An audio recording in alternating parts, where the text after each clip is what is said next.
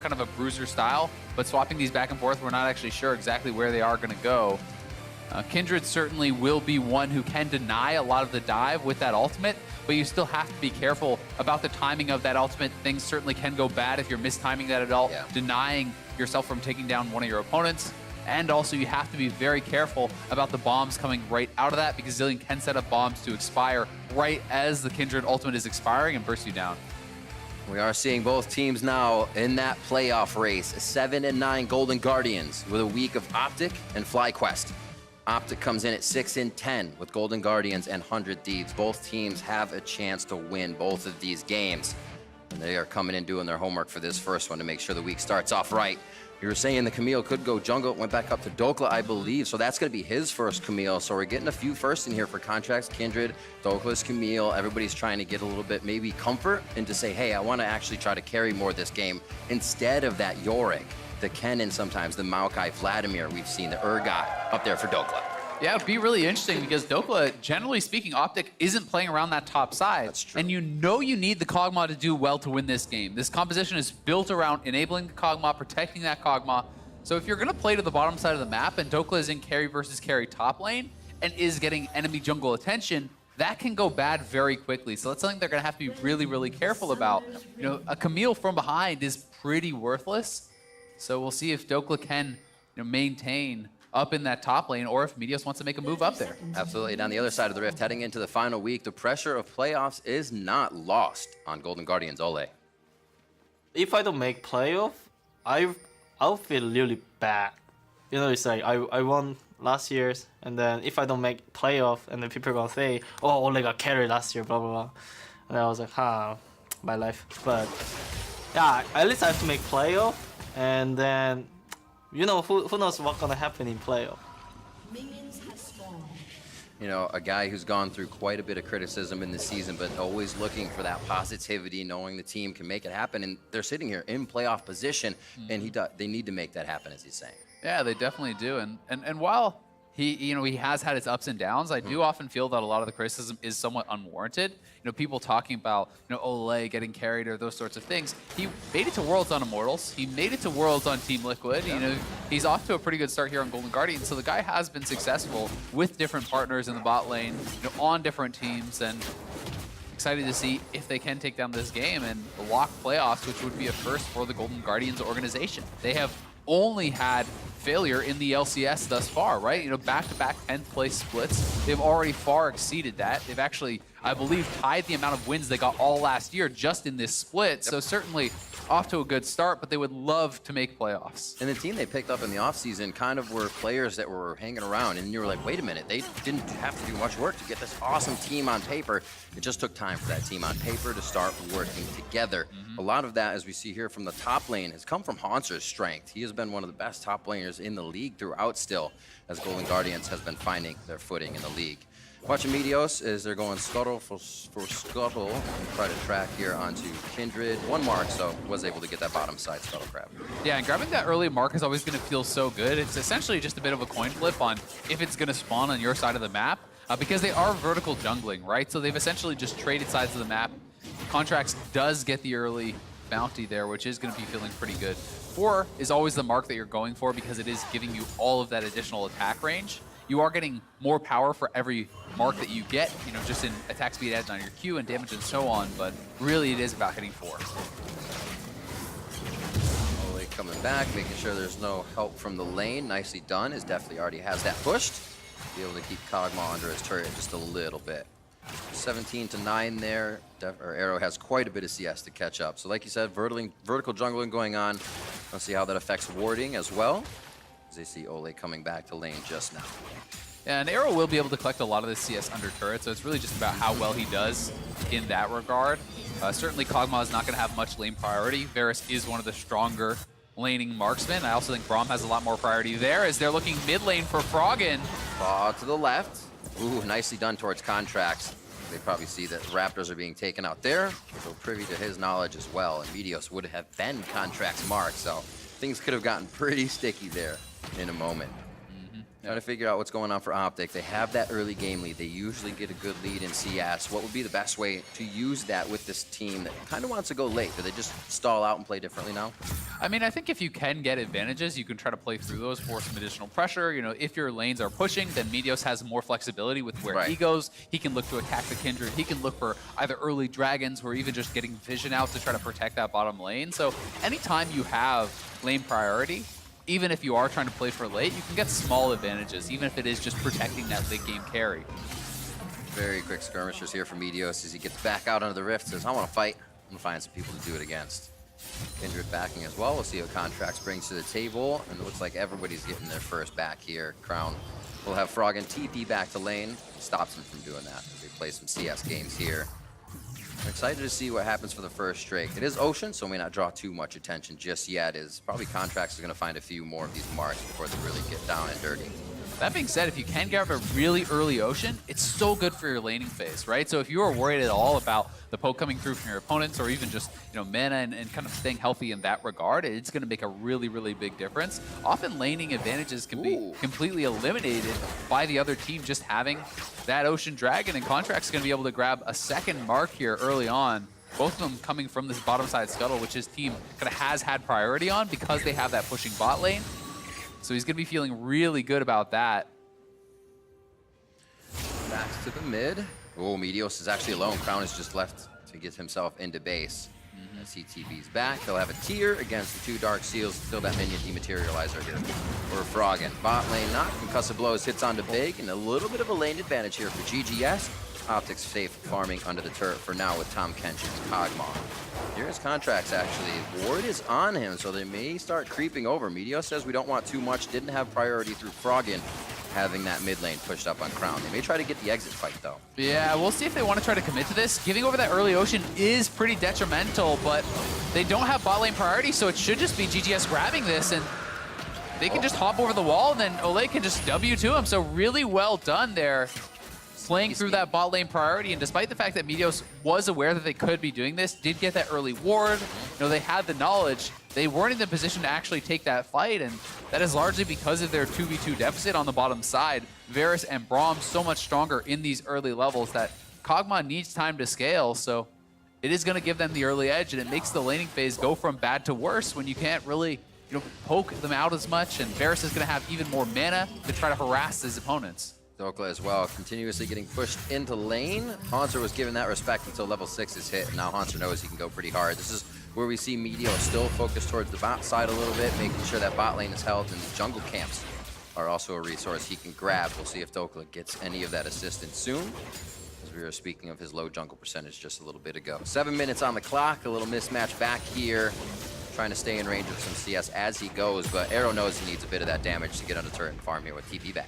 Yep, but it is a TP exactly, so it's worth pointing out. Certainly it is, you know, another reason that they are going to be down on lane priority in that 2v2, because it was TP versus the combat summoner on the other side. So certainly if you took that all in, you would be at a big disadvantage. They're going to try to now really hard shove this and make Deftly lose farm on his way back to lane to try to even out some of that disadvantage. But you can see Olleh is hanging around, and he's going to try to then delay this push and try to hold the wave as much as he can. You know, popping the shield holds that wave, so less of it will be lost to the turret.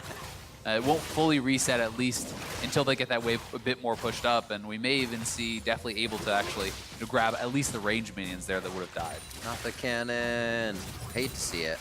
Dematerialized. Olleh gets it though. Good ward, gives himself a little bit of vision so they can exit safely on that. Yeah, and it's a nice little play from Olleh, right? You know, it's not massive, but it is a couple extra CS going the way of Deftly. It is that added experience, and it kind of have negated some of that early TP advantage that would have been there for the better base of Arrow, right? You know, you have...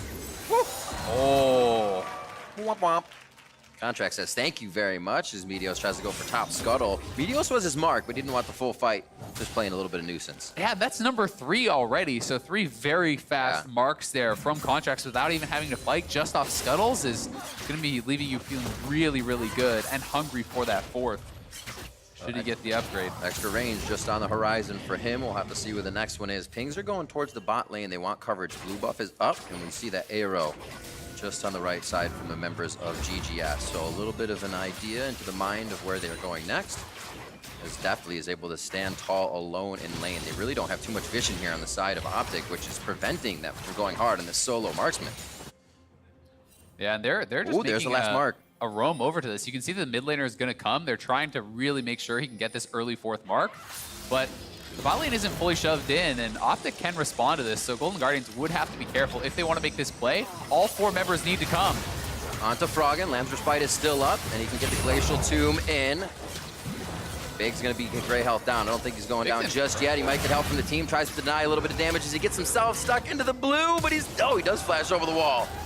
I thought he was thinking Contractz couldn't hit that shot, but man, they can click accurate. So safety there, but this is going to be that mark that Contractz wanted, and they're still going to try to do a little bit more inside the jungle. Yeah, they're just going to take away this full bottom side of the jungle. Meteos really is going to be struggling with this because his lanes have no priority. He's losing more and more on this bottom side. Not only will Kindred get that 4th mark, but they also took away the blue buff. We'll see if they can't get punished at all for the green, but it's not going to be the case because there's 2 pink wards in there covering them up, making sure that OpTic can't actually really respond to that. So really nice advantages are coming through here. And Meteos is in a pretty tough position because when you have losing lanes, there's so many less places you can actually make plays on the map because you're always kind of at a disadvantage should it come down to a 2v2 or a 3v3. And you feel like you're forced to make plays. So if you feel like a reach, then it falls even farther behind, and it does not become any easier. Yeah, it's a good point because you have, in these situations, often all lanes calling that they need help. All lanes are behind, and Meteos may be getting picked off here himself. Oh, getting found in the jungle. They don't need the lanes right now. They're coloring outside the lines. 10.5 minutes in, they take down Meteos for first blood, and that kill is going to go over to Contractz. Having a great game in the jungle. That is just brutal for Meteos. There's nowhere for him to go. All of his camps have been taken away by the opponent. They have no priority in mid lane. They have no priority in bot lane. Top lane is losing as well. And that's what the game can sometimes look like with 3 losing lanes in a coordinated play. This is 5 stacks already for Kindred and First Blood. He can go for another dragon here, and here this play is one more time. Meteos has been milling about, trying to set up a play for the Scuttle Crab, but Froggen is there, early ulti, flash forward, gets executed by the 3rd hit from that E via Kindred, and they're going to take another Ocean. Oh, wow. And just give themselves even more sustain. Poke is going to be little to nothing now coming out from this OpTic squad. That's exactly what Arrow wants to do. He's going to get Living Artillery out soon enough, deplete that mana bar a bit, and when he does want to get his Arcane Barrage up with W, it's just Olleh throwing up his shield, so not much going to happen there. Yeah, I mean, Deftly is going to have essentially infinite mana. It's like you have a free tier, basically, at that point, to be able to just constantly poke away at your opponents. And Meteos up to this top side, trying to clear vision, trying to see where he can plug some of the holes that are kind of coming into this OpTic squad, but it really feels like it's a sinking ship, and everywhere Meteos goes to try to cover, another hole is spreading up somewhere, and you only have so many hands before it does go down. They are playing for a scaling composition here with the Kog'Maw, certainly, but the scaling is very strong on the other side from Golden Guardians as well when you consider the team fighting, because you have these double marksmen that are both going to be very strong. Lissandra certainly is going to give you a lot of ability to put pressure onto this Kog'Maw. Yep. Braum is going to be there with the shield blocking a lot of the Kog'Maw damage, so it's not a cut and dry free team fight win from OpTic by any means if they get to that late game stage. Gotta find a big mistake around Golden Guardians. Maybe that Baron objective, if it's even something they set up for OpTic to see. Right now they can continue to play the side lanes. Still about 1.5 minutes away from that 14-minute plate fall off.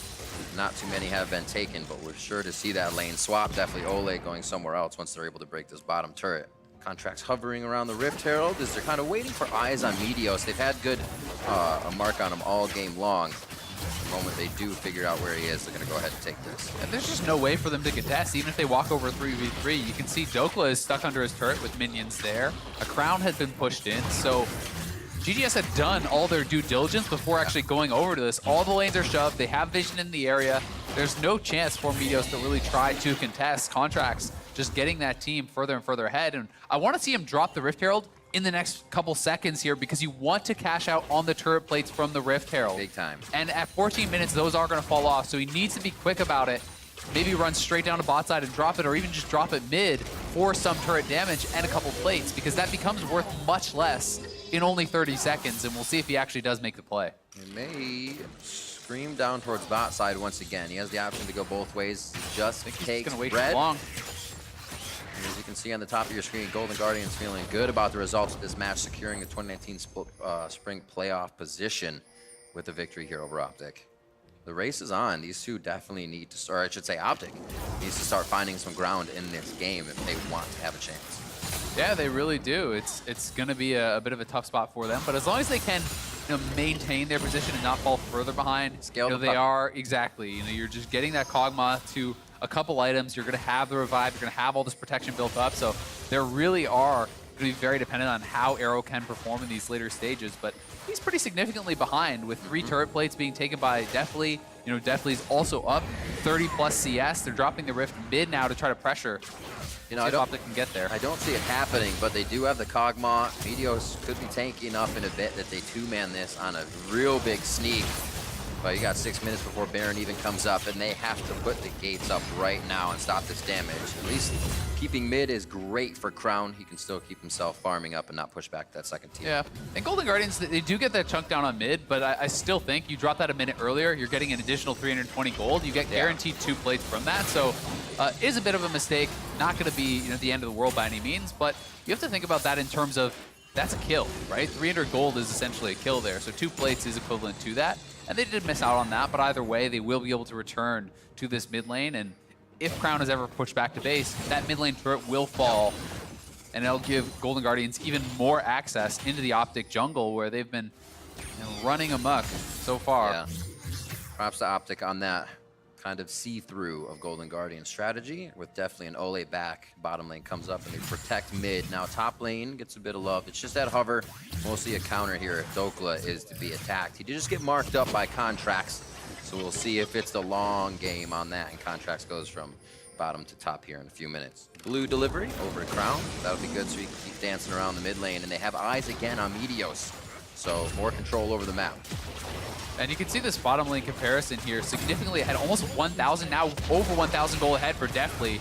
They are pressuring this Kog'Maw so hard, and when you think of the Kog'Maw as the win condition for OpTic, that becomes very, very concerning, because even with all the support, if you're too far behind as far as the itemization, if your Rage Blade is coming through too late, you're ceding too much ground, and that is really what it feels like is happening, as it's not just him that's losing ground. Meteos is losing ground as well, because he doesn't have a bot lane to support him every time the bot side is getting invaded. And the timing is perfect as well. Coming up in 16 minutes, Infernal Drake spawns. They suffocate OpTic out of the bottom side of the jungle with vision and with power. And it's going to be another uncontested Drake here for Golden Guardians. Infernal going to be a big one again, to contest that late game. Mountain Dragon going to be the next, giving them perhaps more opportunity to try to actually attack something like the Baron, or for their sieging potential. Meteos is up here on the top side of the map, and Hauntzer is playing it pretty safe, knowing that his jungler is not around, but he does have ultimate, so I still think it's a very difficult dive for OpTic to look for, even if they want to try. These little things that could be the Hail Mary for OpTic, the Mountain Drake with the Kog'Maw, the Blade of the Rune King, and if they get to the objective secretly later, all these little things they need to put into place, because everything else is falling apart right now. Yeah. 17 minutes here, Contractz heads up top, and it looks like they're going to start putting some finishing touches on the laning phase to get this fight phase underway. Yeah, I mean, both of these ADs are going to be itemizing very similarly, right? They're both going to be going Blade of the Rune King into a Rage Blade. The Rage Blade is just going to come so much faster from Deftly, and that is going to make it really tough for them to compete, because I think we're going to see OpTic trying to fight around that 2-3 item power spike, but Deftly very likely is going to be completing that so much faster. And Golden Guardians now setting up for a potential invade. There are 5 members of OpTic around, so if they were to go for this, perhaps OpTic can pull the trigger and actually turn something around on them.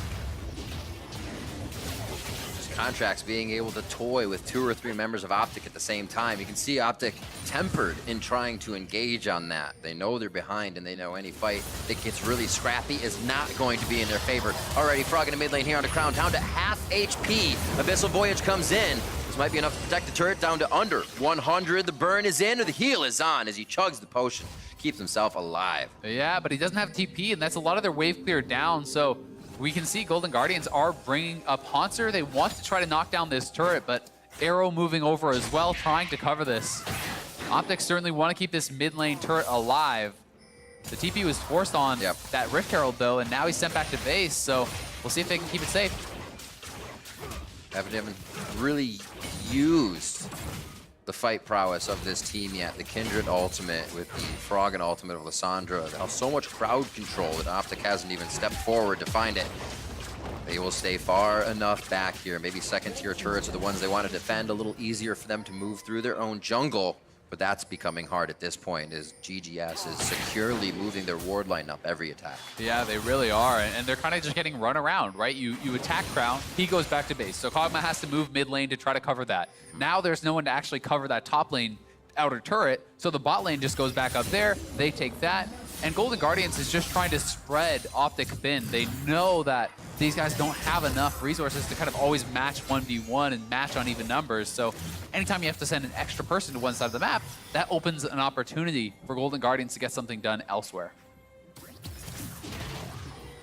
Seeing if they will try to attack Hauntzer, but nobody even wants the solo fight in each lane. Rightly so for OpTic. They're playing it smart. They're not getting baited into any of these weird fights. Contractz still just living in the mind of Meteos all game long. It's been so difficult. Yeah. They came to play and they had his number to start. And Contractz has done a great job with this pressure, but we've all played those jungle games where you have the losing lanes and the other team is doing these coordinated invades. It just feels so helpless at times, right? You know, no matter where you go is going to feel like the wrong decision for Meteos because everyone needs help and you're weaker everywhere on the map. So they really are, at this point, just depending on that late game scaling, depending on Kog'Maw to get something massive done in one team fight and to turn the game on its head off of that. But as you can see, the items are starting to come through here. The completions are coming in. Rage Blade already done now for this Varus on that 2-item power spike. Kog'Maw still very far off of that, so Golden Guardians now can take it one step further. They can even just look to force fights, knowing how much stronger their marksman is. It's interesting seeing Golden Guardians compositions recently. It was kind of like Golden Guardians go for late game. A lot of these teams were just scaling up. Here, they are keeping the tempo up and setting a frantic pace here for OpTic to have to match. No more wards just around the Drake. A Mountain Drake will be a third elemental of the game, so Oceans, Infernals, and Mountains here, and all for GGS. Yep, and I think it's a good call out talking about the different style that they're playing today because, you know, as we said, you win this game, you're in playoffs, and you want to be able to show that you can play these multiple different styles. That makes you much more of a threat going into a best-of series where people have to prepare their pick ban to match what you are showing, and every style that you can show confidence with is another that your opponent's coach has to give you consideration to in pick ban. Absolutely. I mean, we know Contractz for Graves, for Kha'Zix, for going hard on his jungle champions, and why not? We've seen him on Kindred before, just not this split. Break it out now, bring that fight dynamic to the team, and they haven't even had to use Lamb's Respite yet. They have been able to find these small skirmishes that has really pulled OpTic apart. Now, Mountain Drake, once again, there isn't even a member of OpTic within range.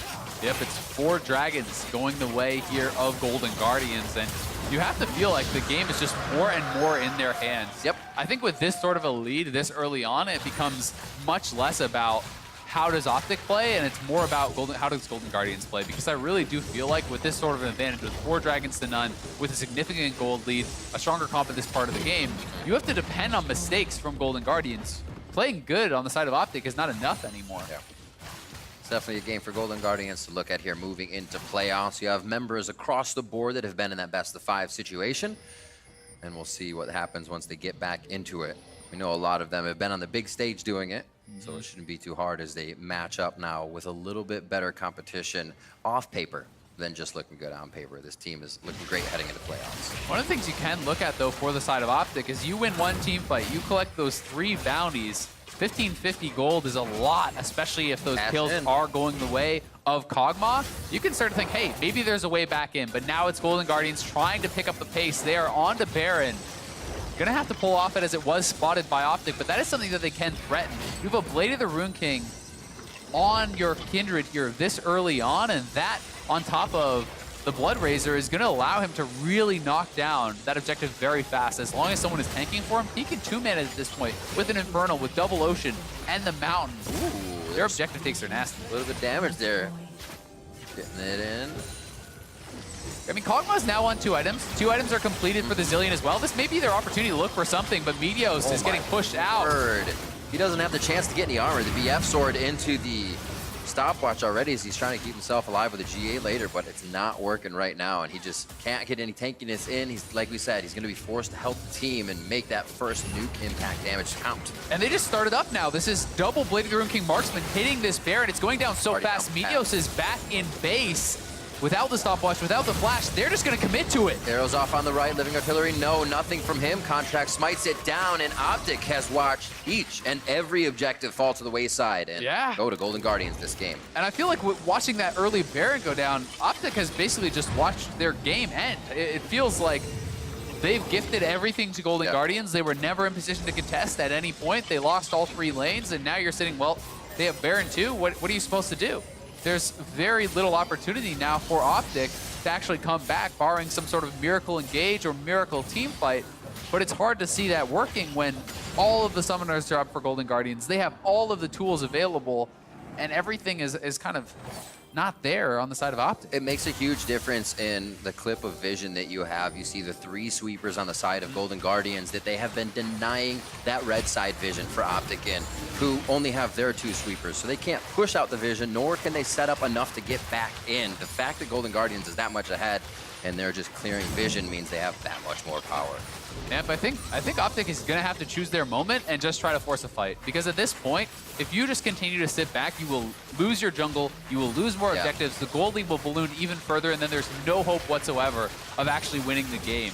You know, with Kog'Maw and Varus both on 2 items, yes, there are some additional pieces for the Varus, but this may be your best opportunity when you're all at 2 items before your opponents get those additional ones coming through, and the gold lead really just starts showing itself that much more. You know what I just realized? It's a 1-kill game.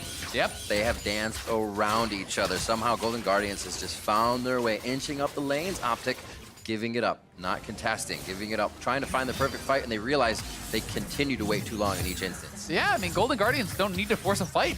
You know, why would you force a fight if OpTic is just willing to give you everything, right? If they're going to seed the jungle, if they're going to seed every dragon, you don't need to take that fight. Just take the objectives.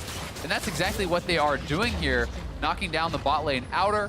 Going to be walking around trying to clean up even more of this turret gold, and it feels like OpTic are making the call to just try to just weather the storm, just keep on giving up and hope that you eventually get that fight.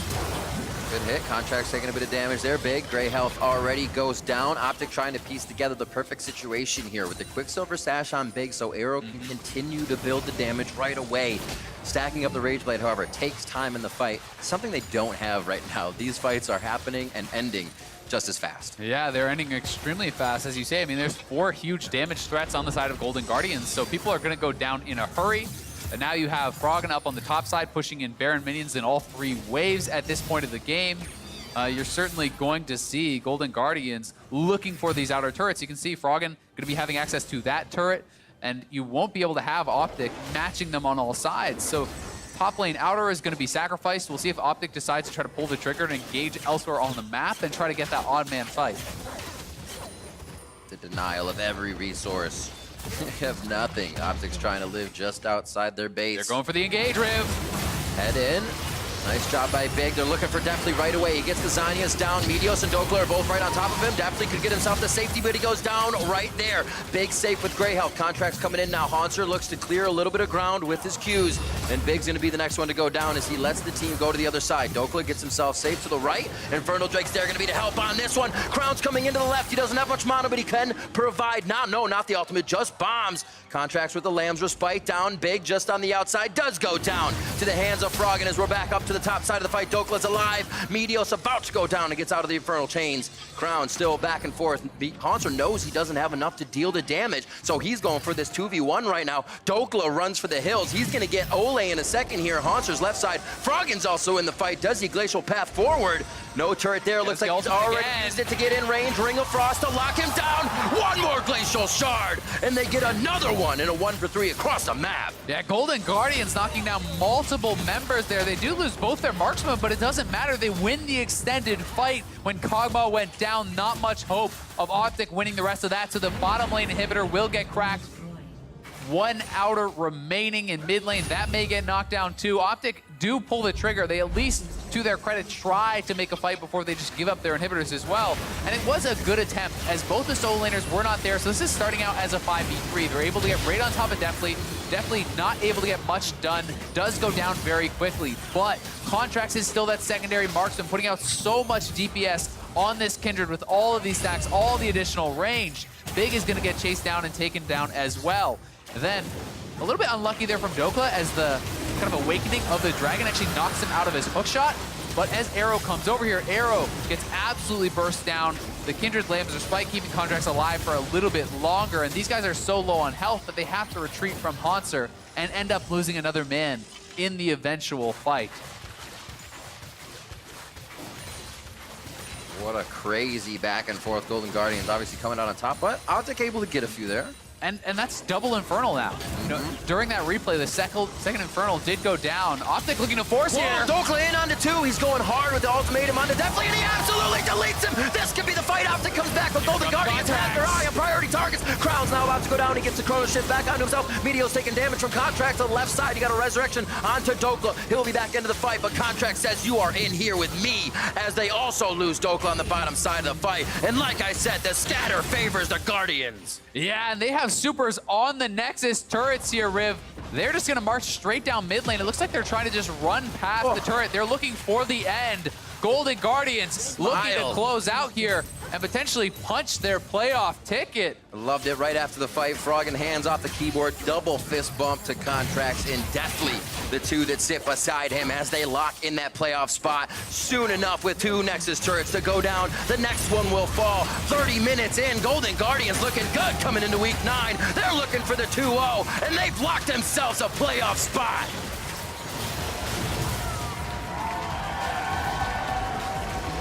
Congratulations to the Golden Guardians. First time in the organization's history, they will make the playoffs, and they do it in dominating fashion. Gotta feel good, Olleh says. The pressure is still there. He knows what this feels like, and he knows he is a player on a team, and all of them deserve to be in that playoff position, and now they are. Certainly the case. You know, so many redemption stories for these teams. Players who felt like they had been cast aside by their former teams, being able to prove just how good they are, looking incredible today and going into playoffs in very strong form. OpTic, another team fighting for that final playoff spot. They did not look close today against the Golden Guardians. No. Run over all 3 lanes. Very hard for Meteos to really get anything done when all of your lanes are pushed in. Kindred takes over the game. I mean, that was a 10-11 stack Kindred game for Contractz. He was ridiculously fed. And it's a family win today. It is a family win, as you can see Hauntzer on stage there with the team. Future Golden Guardians player. Everybody very, very happy. You saw the camaraderie, too, between the players, the hugs. Froggen, that's just adorable. As he walked through, giving a hug to Rick Fox. A lot of emotions here, playoff weekend for these teams that are still vying for that spot, and Golden Guardians feels so great. Like you said, first time for the organization, and what was such turbulent times in their previous splits. This team, what's going to happen? When are they ever going to show up? And they're shining now. I mean, they got a tremendous amount of criticism for back-to-back 10th place finishes last year. A lot of pressure on the members of this organization to turn it around. You know, they brought in a new GM. They changed up their coaching staff. They brought in a whole bunch of new players. They're certainly making the steps they need to make, and it has paid off for them. They have made playoffs, and now it just remains to be seen how far they can go. So like we said, that change of play style looks good heading into playoffs. Contractz on aggression again. He's always played more aggressive, but really in the face of Meteos. When he has that objective of having to get the marks for Kindred, it seems like having that in mind, but also helping the team, really pushed him to another level, and can't wait to see more of that. For more on that victory that earned Golden Guardians their first playoff appearance ever, Olleh is standing by for an interview with the winners. Thanks, Riv. Froggen, Deftly, guys, congratulations on the win and making playoffs for the first time for Golden Guardians. Deftly, this is your first playoffs ever, but before we turn the cameras on, I'm excited for you, but you said you were upset with that game. Yeah, I felt like the entire game was really slow. There wasn't many kills, and in the team fights, they just were super horny for me and just one-shot me. So I didn't really get to play the game in that aspect, but outside of that, I felt like we played really well as a team. I know you told me you look up to Doublelift, and I'm definitely seeing the relations. But Froggen, for you, this is your first playoff since coming to NA all those years ago. So, are you excited? Feels pretty good to be back. Feels pretty good to be back. And this is, again, the highest placed that you have ever placed within NA. So with this team, what's this moment like for you, qualifying with Golden Guardians, and especially after such a rough start? I think it feels pretty good, but there's something about like starting 0-4 and then still making it into playoffs for the team someone. So I don't know, maybe we'll see something. Hopefully in playoffs, you guys are just going to have that stellar run then. But I mean, speaking to that, you guys did have the rough start. At what point in the split did you guys realize, like, no, this is our split, we're making it? It actually felt like this week of practice was when everything clicked with the team. It felt like everyone was on the same page and we weren't playing just for ourselves. And it really showed in our week of practice that like we can be a good team. Now, you guys took one of the last spots. There's one spot left, 4 teams competing for it. Who do you think is going to join you? I think it's really hard to say right now, since the rest of the team seems really even, and it's more about who like has a good day. Well, I really have no idea who's gonna make it right now. Any predictions from you? I don't even know which teams. We got CLG, we got Clutch, we have OpTic, as well as Fox. Ooh, I'd say Fox. Fox? All right, well, Fox, their game is coming up next. Guys, again, congratulations and thank you for taking the time to talk to us. We're gonna see how that game goes, but first, we're gonna see from the State Farm Analyst Desk. Thank you very much, Avali. Golden Guardians locking their spot for playoffs. Punch that ticket, Crumbs. The playoff ticket punch. Boom.